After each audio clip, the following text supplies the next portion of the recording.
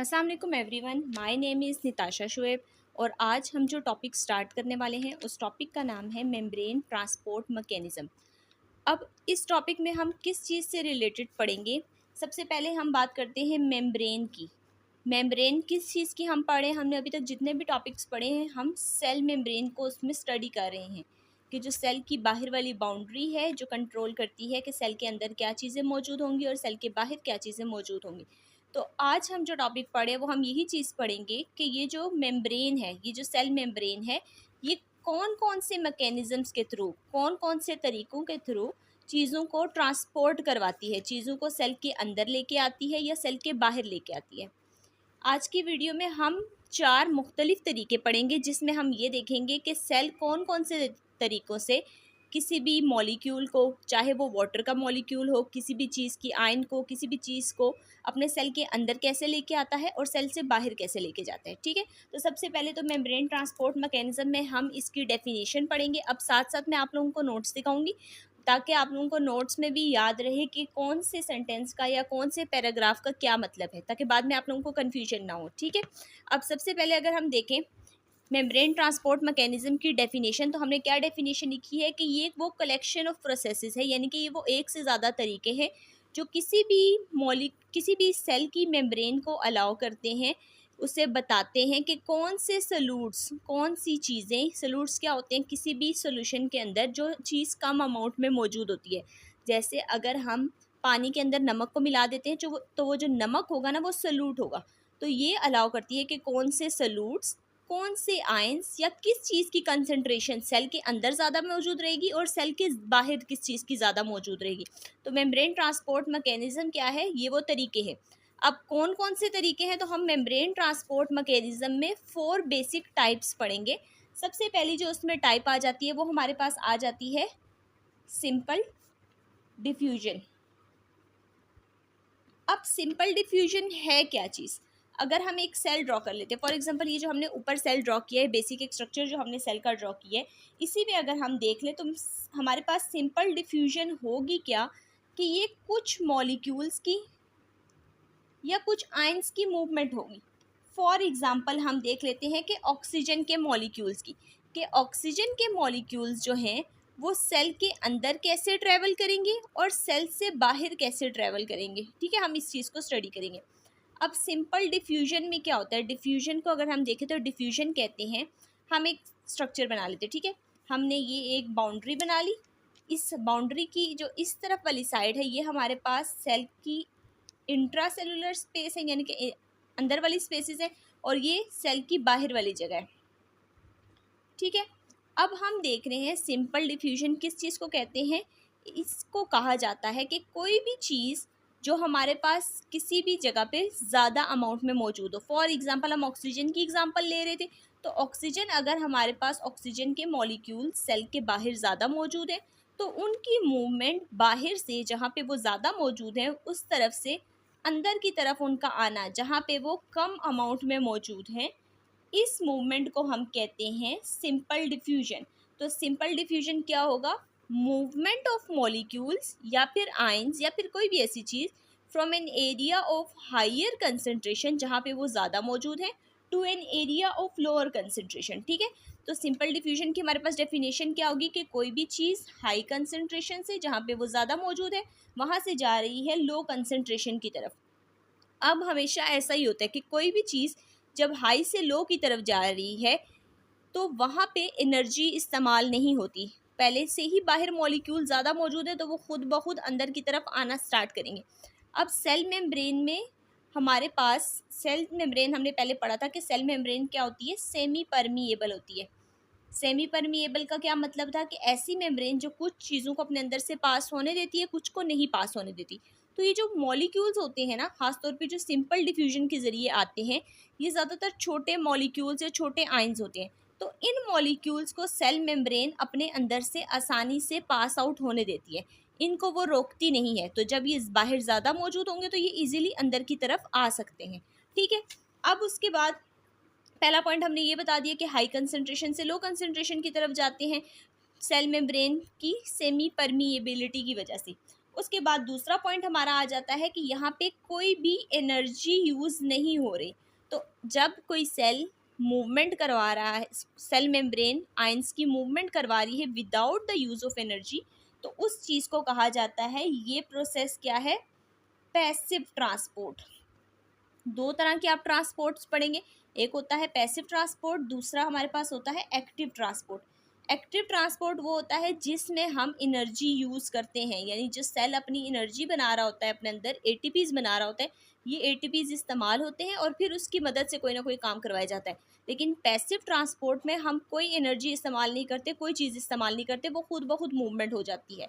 तो simple diffusion क्या थी, मूवमेंट ऑफ मॉलिक्यूल्स थी, हाई कंसंट्रेशन से लो कंसंट्रेशन की तरफ without the use of energy.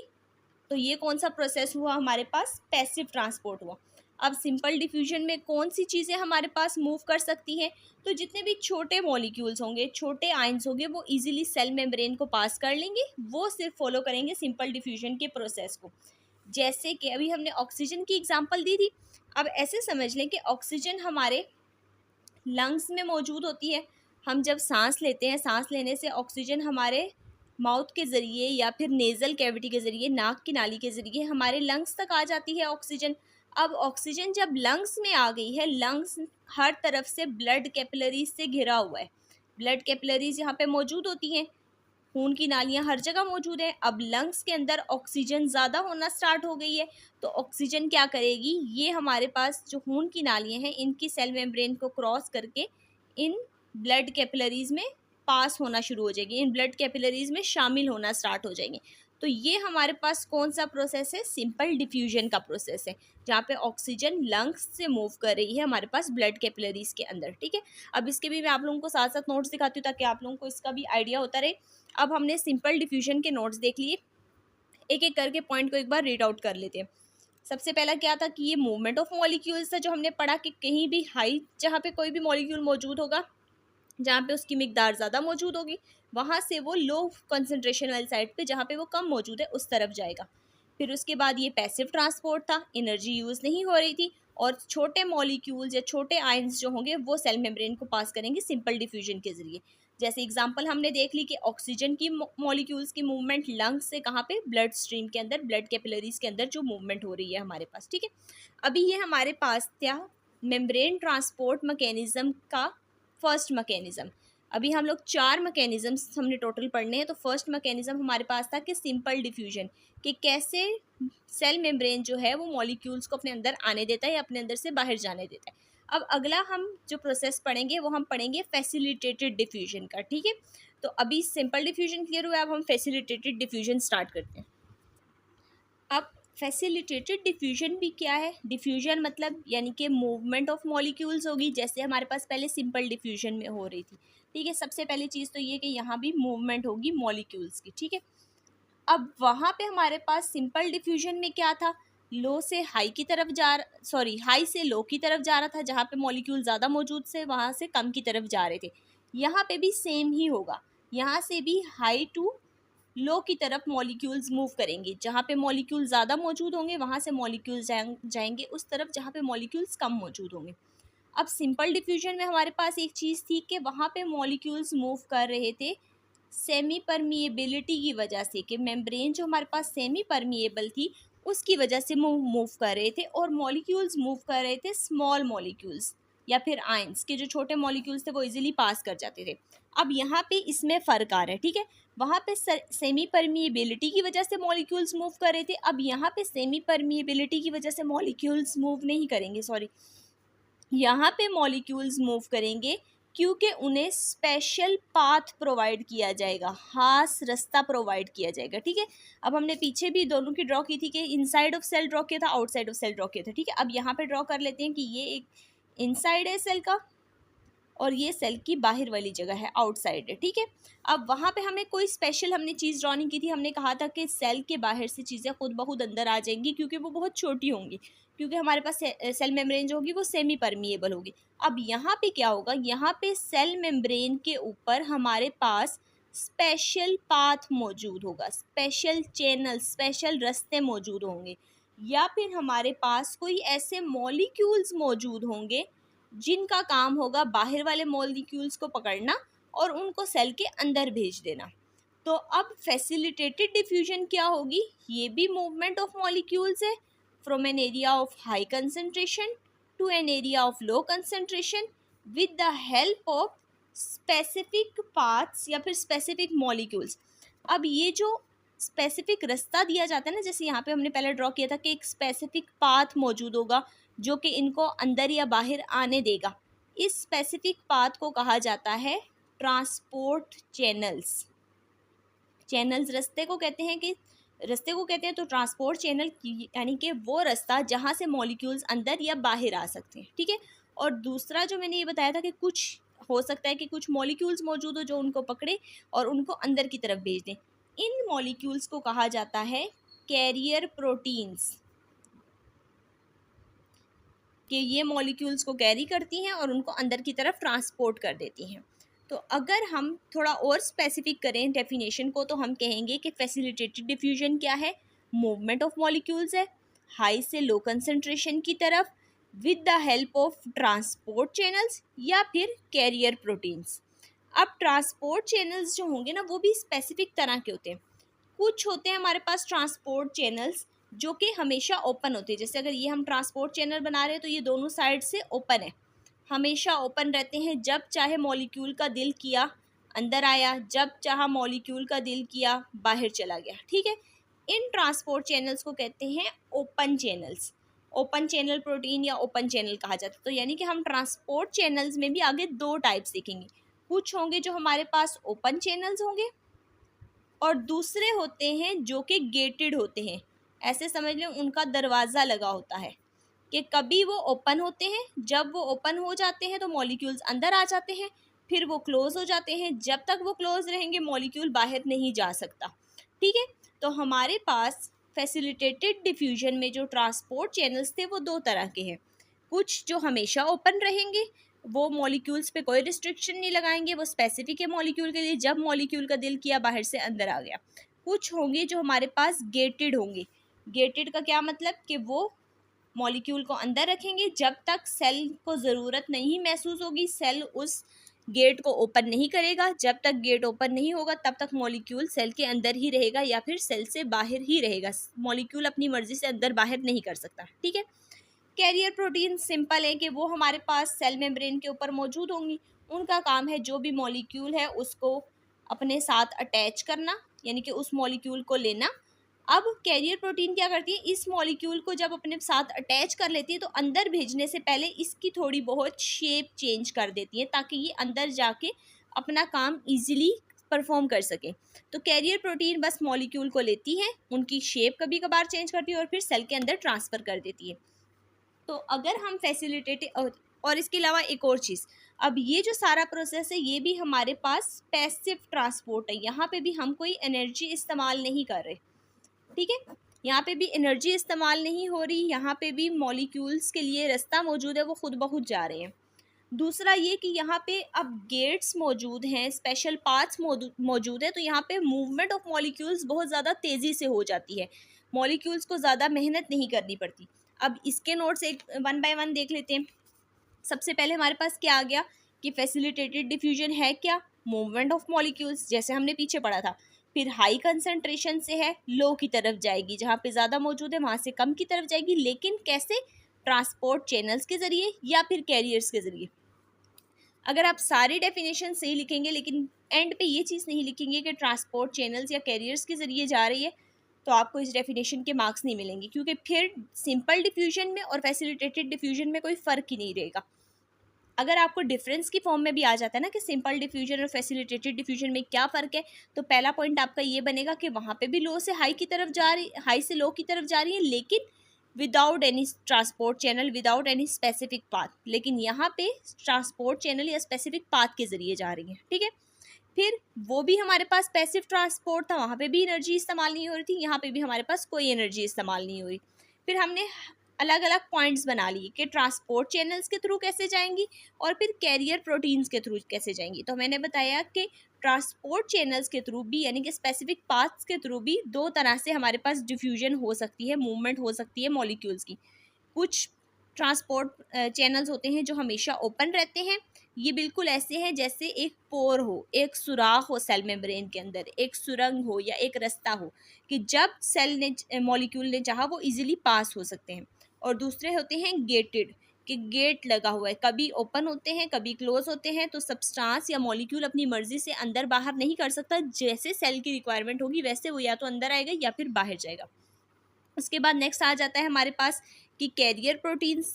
Carrier proteins का क्या काम था कि वो मॉलिक्यूल्स की सेल मेम्ब्रेन के ऊपर मौजूद होती थी, और सेल मेम्ब्रेन के ऊपर मौजूद होकर वो क्या काम करती थी हमारे पास कि जो भी हमारे पास बाहर सब्सटेंस मौजूद है उस सब्सटेंस को पकड़ती थी, उसकी शेप को चेंज करती थी और उसको सेल मेम्ब्रेन के अंदर भेज देती थी। ठीक है, अब अगर मैं आपको एग्जांपल के तौर पे बताऊं तो आप लोगों ने आगे जाके भी वैसे डिटेल में पढ़ना है। तो एक हमारे पास सेल मेम्ब्रेन के ऊपर मौजूद होते हैं, उनको कहा जाता है सोडियम पोटेशियम पंप्स। अब ये सोडियम पोटेशियम पंप्स जो होते हैं ना, ये एक तरह का ट्रांसपोर्ट चैनल होता है, लेकिन ये गेटेड ट्रांसपोर्ट चैनल है। ये सोडियम के मॉलिक्यूल्स को हमारे पास अंदर से बाहर की तरफ फेंकता रहता है, और पोटेशियम के मॉलिक्यूल्स को भी बाहर की तरफ मूव करवाता है, लेकिन कम। सोडियम के 3 मॉलिक्यूल्स के साथ पोटेशियम के 2 मॉलिक्यूल्स को बाहर मूव करवाता है और अंदर मॉलिक्यूल्स को कम कर देता है। यहाँ पे अंदर कम कर रहा है, बाहर की तरफ ज़्यादा मॉलिक्यूल्स जा रहे हैं। तो अब ये जो मूवमेंट होती है ना, यहाँ पे जो चैनल मौजूद होता है ये भी गेटेड होता है। ये जब अपनी रिक्वायरमेंट पूरी कर लेता है सेल को, तो इस गेट को बंद कर देता है। अब तब तक सेल वापस मॉलिक्यूल्स वापस अंदर नहीं आ सकते जब तक कि ये गेट्स ओपन नहीं होते। ये एग्जैक्ट फैसिलिटेटेड डिफ्यूजन की एग्जांपल नहीं है, लेकिन गेटेड चैनल समझाने के लिए मैंने थोड़ा सा बताई है। ठीक है, अब हमारे पास अभी हमारे पास ट्रांसपोर्ट चैनल्स हो गए हैं, जिसमें ट्रांसपोर्ट मैकेनिज्म्स हो गए हैं, जिसमें हमने सबसे पहले सिंपल डिफ्यूजन को पढ़ा, फिर उसके बाद हमने फैसिलिटेटेड डिफ्यूजन को पढ़ा। हर एक के पॉइंट को आपने बहुत क्लियरली समझना है, बिल्कुल थोड़ा थोड़ा फ़र्क है इनमें, लेकिन ये मैकेनिज्म्स इंपॉर्टेंट है। ये डिफरेंस की फॉर्म में भी आ जाते हैं, वैसे भी पूछे जा सकते हैं, लॉन्ग की फॉर्म में भी। और उसके अलावा ये कि ये ऐसा कॉन्सेप्ट है जो आपको बाद में जाके बहुत सी जगह पे काम आएगा, कि जब बहुत से आप मैकेनिज़म्स पढ़ेंगे, जैसे किडनी में वाटर के मॉलिक्यूल्स की मूवमेंट होगी, तो वहाँ पे भी आप इन मैकेनिज़म्स को देखेंगे कि कौन सी चीज़ कैसे जा रही है, वहाँ पे क्या हो रहा है, डिफ्यूजन हो रही है, ऑस्मोसिस हो रही है, क्या चीज़ हो रही है। तो अभी जो हम थर्ड मैकेनिज़्म पढ़ने जा रहे हैं, उस मैकेनिज़्म का नाम है ऑस्मोसिस। अब एग्जैक्ट ऑस्मोसिस की डेफिनेशन पे आने से पहले मैं आपको एक दो चीज़ें समझा देती हूँ जो आपके लिए समझना ज़्यादा इंपॉर्टेंट है। ठीक है, ऑस्मोसिस की जो डेफिनेशन लिखी हुई है वो थोड़ी सी ट्रिकी वे में लिखी हुई है, थोड़ी सी कंफ्यूजिंग वे में लिखी हुई है। तो पहले हम वो 2-3 चीज़ें समझ लेते हैं, फिर उसके बाद आपको डेफिनेशन बहुत ईजीली समझ आ जाएगी। ठीक है, अब समझ लें कि ये हमारे पास सेल मेम्ब्रेन है।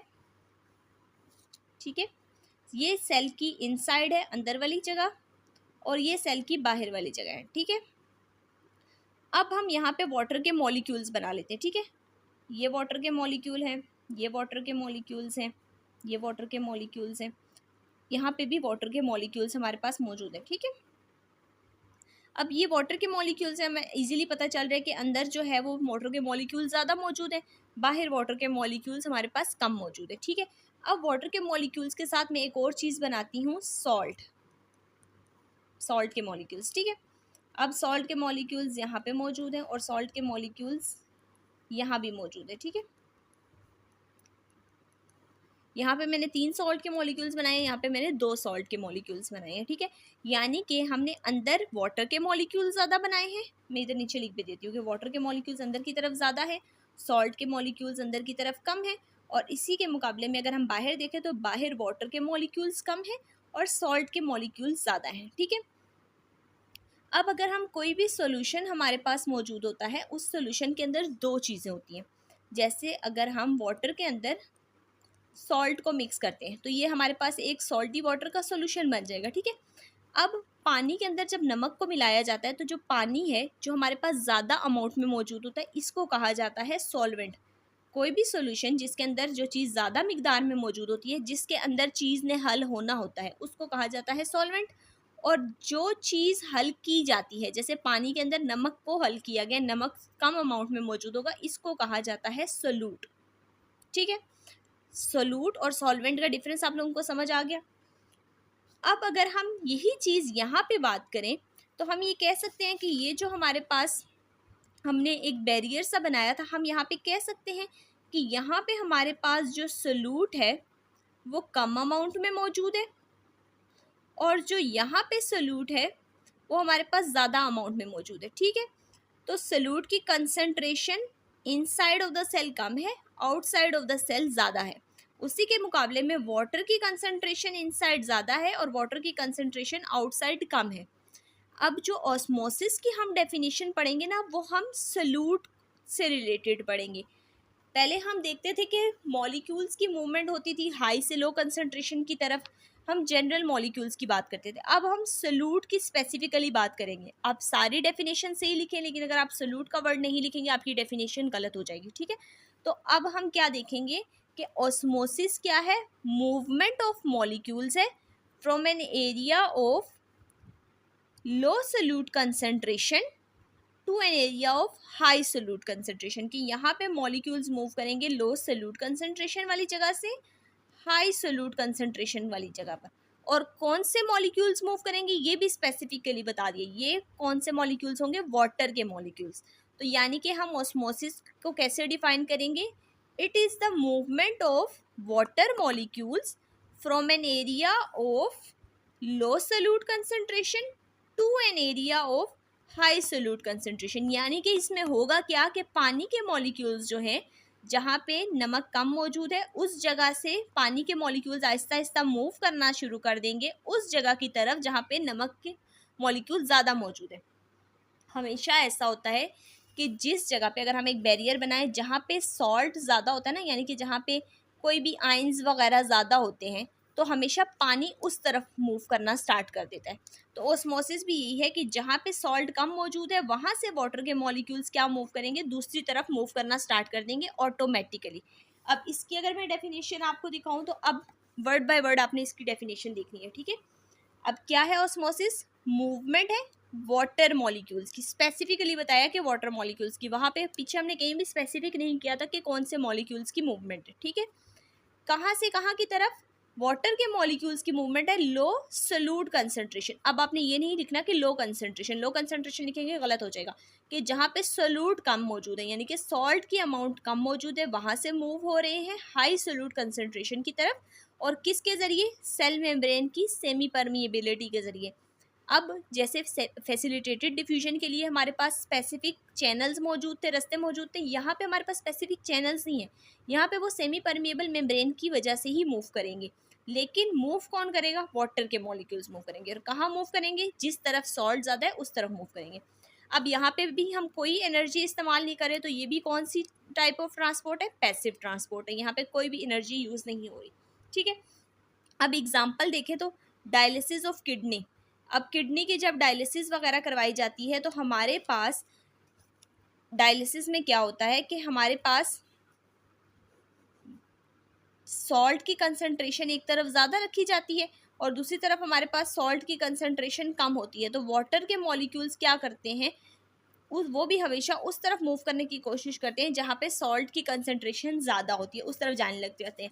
फिर उसके बाद सेकेंड एग्जांपल है कि feeling thirsty after salty food, कि जब भी हम कोई ज़्यादा नमकीन खाना खा लेते हैं तो उसके बाद प्यास लगना क्यों शुरू हो जाती है, क्यों, क्योंकि हमने सॉल्ट की कंसंट्रेशन अपनी बॉडी के अंदर, अपने डाइजेस्टिव सिस्टम के अंदर ज़्यादा कर ली है। तो अब हमारी बॉडी पानी की तलब महसूस करने लग जाती है, उसको वाटर की नीड फील होना स्टार्ट हो जाती है। ठीक है, फिर उसके बाद है swelling of raisins and seeds, के जो बीज वगैरह होते हैं किसी भी चीज़ के, किसी भी पौधे के, फल के जो बीज हैं उनके अंदर भी आयंस मौजूद होते हैं, सॉल्ट्स मौजूद होते हैं। ठीक है, तो अब जब इन आयंस को वाटर के ही आसपास मिलता है, यानी कि अगर बीज हमने ज़मीन में कर दिए, दबा दिए, तो अब हम जब उसको पानी देंगे तो वो पानी क्या करेगा, इस तरफ जहाँ पे सॉल्ट ज़्यादा मौजूद है वहाँ पे जाना शुरू हो जाएगा और आहिस्ता आहिस्ता क्या होगा, ये सीड जो है ये फूलना शुरू हो जाएगा, फिर इसमें से पौधे निकलना शुरू हो जाएंगे। तो ये 3 एग्जाम्पल्स थी हमारे पास ऑस्मोसिस की। ठीक है,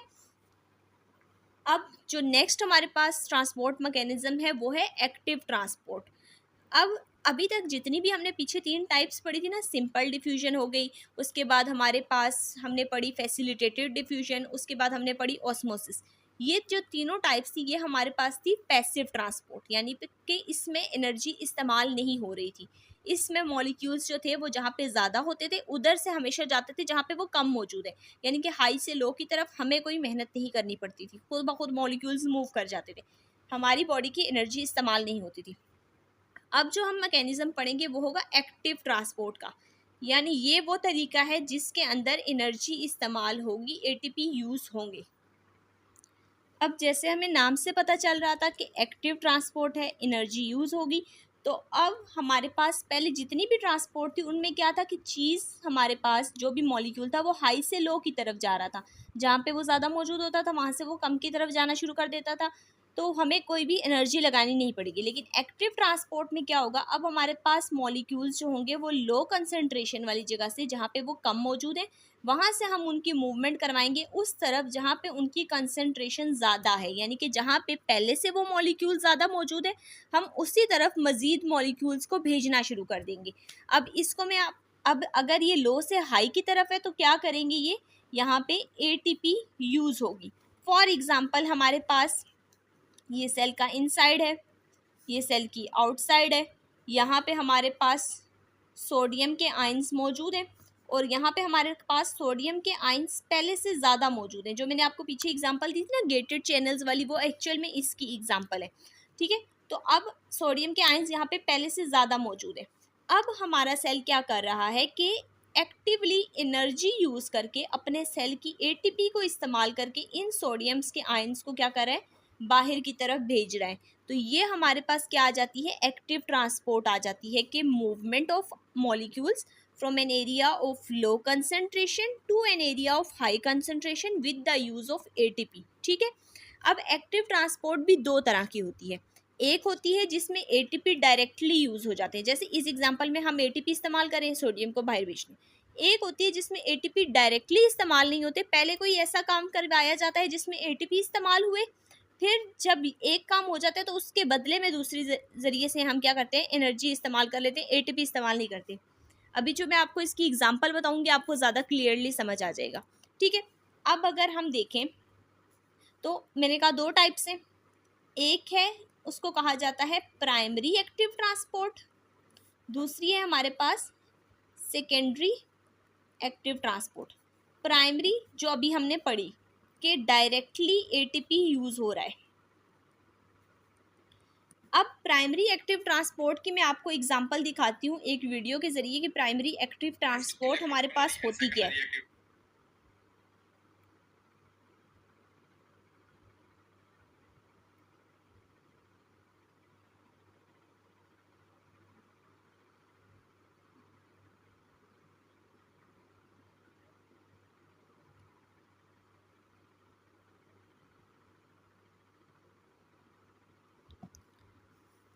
अब ये एग्जांपल देखें, ये एक बाउंड्री है यानी कि ये सेल के अंदर की जगह है, ठीक है, और ये हमारे पास सेल की आउटसाइड की जगह है, ठीक है।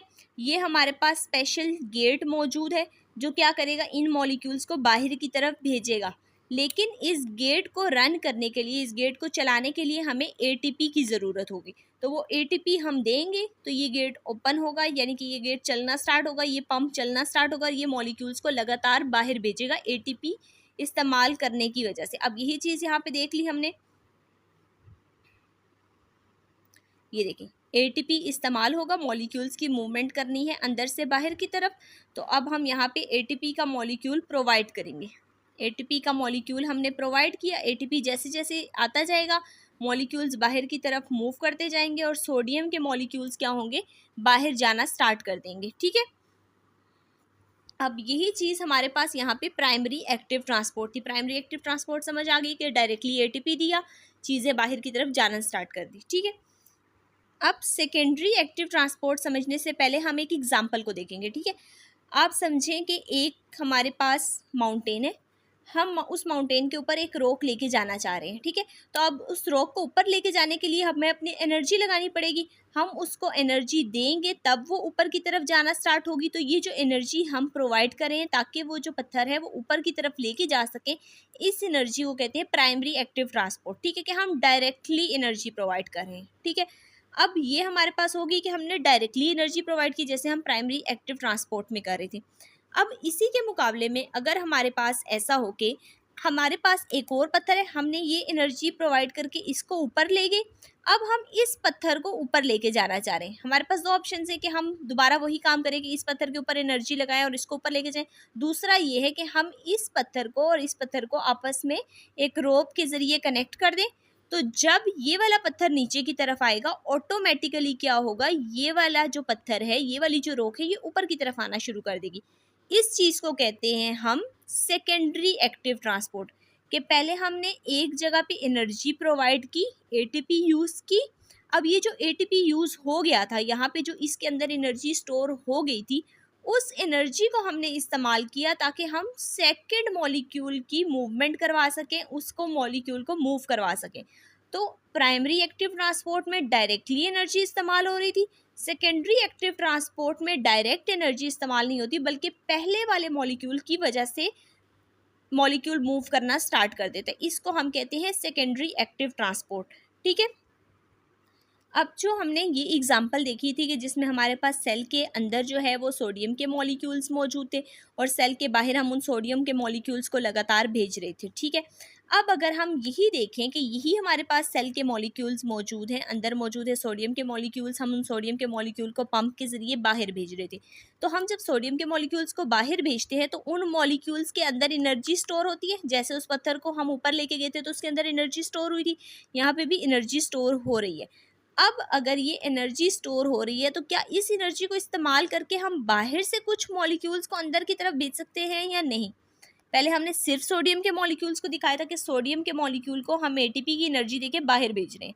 अब हमने सोडियम के मॉलिक्यूल्स के साथ ये ग्रीन कलर के और मॉलिक्यूल्स शो कर दिए, इनको हमने नाम दे दिया कि ये कैल्शियम के मॉलिक्यूल्स हैं। हम एनर्जी वही एटीपी वाली ही देंगे, वही एनर्जी क्या करेगी जो सोडियम के मॉलिक्यूल्स को बाहर लेके जा रही थी, वो यहाँ से कैल्शियम के मॉलिक्यूल को अंदर की तरफ लेके आना स्टार्ट कर दी। तो कैल्शियम के मॉलिक्यूल्स को हम डायरेक्टली एनर्जी नहीं प्रोवाइड करें, लेकिन क्योंकि हम सेकेंडरी सोर्स प्रोवाइड करें तो उससे वो अंदर की तरफ आना शुरू कर देते हैं। इसको हम कहते हैं सेकेंडरी एक्टिव ट्रांसपोर्ट। ठीक है, अब इसको देखिएगा ज़रा।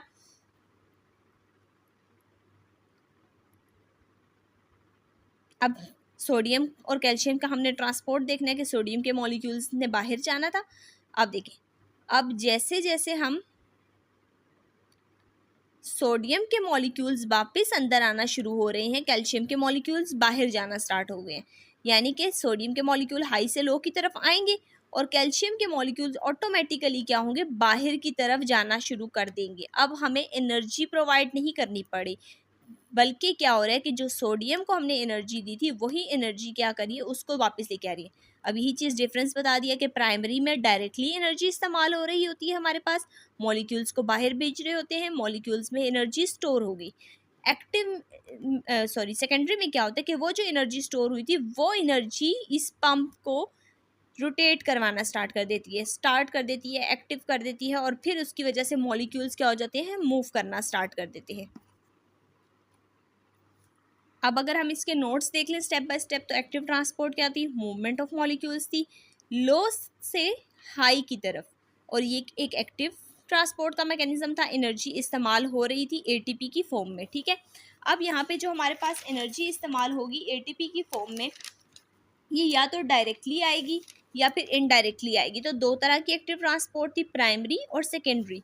प्राइमरी में हमारे पास एनर्जी जो थी एटीपी डायरेक्टली यूज़ हो रहा था, जैसे कि एग्जांपल के तौर पे सोडियम पोटेशियम पंप हमने जो बताया। फिर उसके बाद सेकेंडरी में क्या था कि ये वो टाइप है एक्टिव ट्रांसपोर्ट की जो कि डायरेक्टली एटीपी इस्तेमाल नहीं करेगी, बल्कि ये वो एनर्जी यूज़ करेगी जो प्राइमरी एक्टिव ट्रांसपोर्ट में स्टोर हो गई थी, और उस एनर्जी को यूज़ करके ये अपना काम करवा लेगी। जैसे कि वाटर और मिनरल की एब्जॉर्प्शन हम पढ़ें। अब ये जो एग्जांपल्स है ना, ये हम एक्टिव प्राइमरी और सेकेंडरी के लिहाज से नहीं पढ़े, ये हम लोग जनरल पढ़े हैं एग्जांपल्स कि हमारे पास जो एक्टिव ट्रांसपोर्ट है वो किस किस तरीके से हो सकती है। सबसे पहले हमने पढ़ लिया phagocytosis of bacteria by macrophages. अब मैक्रोफेजिस क्या होती है, हमारे पास एक सेल है, सेल के अंदर वाइट ब्लड सेल्स मौजूद होते हैं। ठीक है, वाइट ब्लड सेल्स का काम होता है कि अगर कोई फॉरेन चीज़ आ गई है, फॉरेन पार्टिकल आ गया जो सेल का हिस्सा नहीं है, तो उसको ख़त्म कर देना। मैक्रोफेजिस वो वाइट ब्लड हमारे पास मैक्रोफेजिस वो वाइट ब्लड सेल्स हैं जिनका काम है इन बैक्टीरियाज को ख़त्म करना। तो बैक्टीरिया जब आएगा हमारे सेल के अंदर तो मैक्रोफेजिस क्या करेंगे, उसको आहिस्ता आहिस्ता खाना शुरू कर देंगी, ख़त्म करना शुरू कर देंगी। तो ये जो पहले से हमारे पास अब मैक्रोफेजिस के अंदर तो मैक्रोफेजिस के अंदर बैक्टीरिया मौजूद नहीं होंगे, तो ये इसको खा रही हैं। बाहर बैक्टीरिया मौजूद हैं, तो हाई से क्या हो रहे हैं, इन मॉलिक्यूल्स को आहिस्ता आहिस्ता ख़त्म किया जा रहा है। तो इन मॉलिक्यूल्स की जो ख़त्म करना है, ये भी लो कंसंट्रेशन में इनको ख़त्म करके अपनी बॉडी के अंदर लेके जाते जा रहे हैं। तो ये लो से हाई की तरफ आना स्टार्ट कर दिए। तो ये हमारे पास एक एग्जांपल है एक्टिव ट्रांसपोर्ट की। फिर उसके बाद एक कैल्शियम आयन की मूवमेंट्स जो होती है हमारे पास कार्डिक मसल्स में। हमारे पास जो दिल में मसल्स होते हैं ना, हार्ट के अंदर कैल्शियम जाता है ताकि हार्ट जो है वो कॉन्ट्रैक्ट कर सके, छोटा हो सके धड़कने के लिए। फिर कैल्शियम बहुत ज़्यादा हो जाते हैं अंदर, तो इन कैल्शियम्स को दोबारा बाहर की तरफ भी भेजा जाता है। बाहर की इनके मॉलिक्यूल्स की मूवमेंट ज़्यादा की जाती है ताकि ये हार्ट रिलैक्स कर सके। जो कैल्शियम की मूवमेंट होती है ना, सेल के हार्ट के अंदर जाना और बाहर जाना, ये एक एक्टिव ट्रांसपोर्ट का मैकेनिज्म होता है। उसके बाद हमारे पास है अमाइनो एसिड्स। हमारे पास जब हम कोई खाना खाते हैं तो हमारे पास जो प्रोटीन होती है वो टूटती है छोटे छोटे अमाइनो एसिड्स में। अब हमारे पास जो हमारे एब्जॉर्ब डाइजेस्टिव सिस्टम है, जिसको हम अपनी गट भी कहते हैं, वहाँ पे अमाइनो एसिड्स ज़्यादा अमाउंट में मौजूद हो जाते हैं। अब ये अमाइनो एसिड्स क्या करते हैं, जहाँ पे ब्लड के अंदर इन्होंने मूव करना होता है। अब ब्लड के अंदर बेशक जितने ज़्यादा अमाइनो एसिड्स चले जाएं, ब्लड इस हमारी गट के अंदर बिल्कुल भी अमाइनो एसिड्स को रहने नहीं देता, वो मैक्सिमम एब्जॉर्ब करता है। तो वो लगातार जा रहे होते हैं लो से हाई की तरफ। ये भी हमारे पास एक हो गया एक्टिव ट्रांसपोर्ट का मैकेनिज्म। फिर जो हमारी बॉडी में प्रोटीन्स रिलीज़ होती हैं, किसी भी स्पेसिफिक सेल में प्रोटीन रिलीज़ हो रही है तो ये सेल अपने अंदर से प्रोटीन रिलीज़ करता है, और वो प्रोटीन जिस बॉडी पार्ट में ज़रूरत होती है वहाँ पे वो प्रोटीन्स पहुँचती रहती हैं लो से हाई की तरफ। उसके बाद वाइट ब्लड सेल्स का भी जो अभी हमने काम देखा कि वाइट ब्लड सेल्स भी क्या कर रहे हैं, लो से हाई की तरफ लेके जा रहे हैं, बैक्टीरियाज को आहिस्ता आहिस्ता ख़त्म करना शुरू कर रहे हैं। ठीक है, तो ये आज का सारा लेक्चर था जिसमें हमने चारों मैकेनिज्म पढ़े। सिंपल डिफ्यूजन क्या होती है, उसके बाद हमारे पास फैसिलिटेटेड, ऑस्मोसिस और एक्टिव ट्रांसपोर्ट। पहले के तीनों मैकेनिज्म हमारे पास पैसिव ट्रांसपोर्ट थे, और जो लास्ट हमने पढ़ा वो एक्टिव था, उसमें एनर्जी यूज़ हो रही थी। तो एक बार जहाँ से ये वीडियो ना समझ आए वहाँ से वीडियो को रोक के दोबारा से रिवाइंड करके आप लोग देखें। जो कॉन्सेप्ट नहीं समझ आ रहा उसे बार बार देखें, और नोट्स की पिक्चर्स में एंड पे अटैच कर दूँगी। उन नोट्स को अच्छे से रीड आउट कर लें, एक बार अपनी बुक के साथ कंपेयर कर लें और नोट्स बनाएं, उन्हें याद करें। और आज के लिए इतना ही। अल्लाह हाफ़िज़।